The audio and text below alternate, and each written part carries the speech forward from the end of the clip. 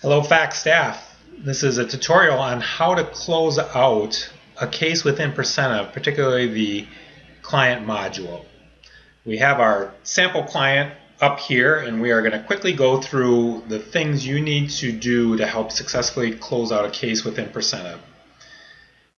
First thing for you to be aware of is you will notice that a client will either be active or inactive.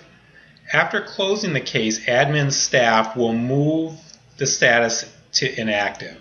First thing you will need to do is make sure you're putting in the reason for the file closed, as well as the date you have closed out the file. So let's just, for example, you referred them out for services and we'll give them a date, I would say, well, in the future. Let's just say it's in October and you referred them out. So the file is closed. Next thing you want to move to is the Diagnoses tab. And within the Diagnoses tab, you want to inactivate all diagnoses and the date you are doing that.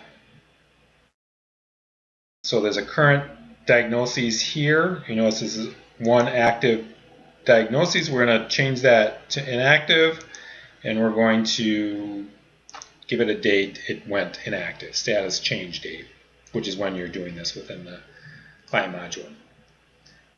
Next thing you want to go to is Programs Groups.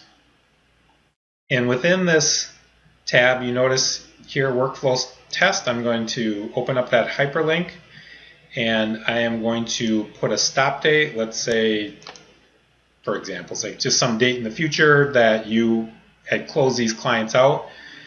And that's all you need to do. By pressing close though to save this. And so what this will represent then is the first date of service with the client and the last date of service with the client. Hit close and then move this client to the program to inactive for this client. And that's really all there is to it. Fairly simple, but by doing this we'll be accurately recording when the client was involved in programs and allow cases to be closed out correctly within Procentive. Thanks, and I'll see you on the next tutorial.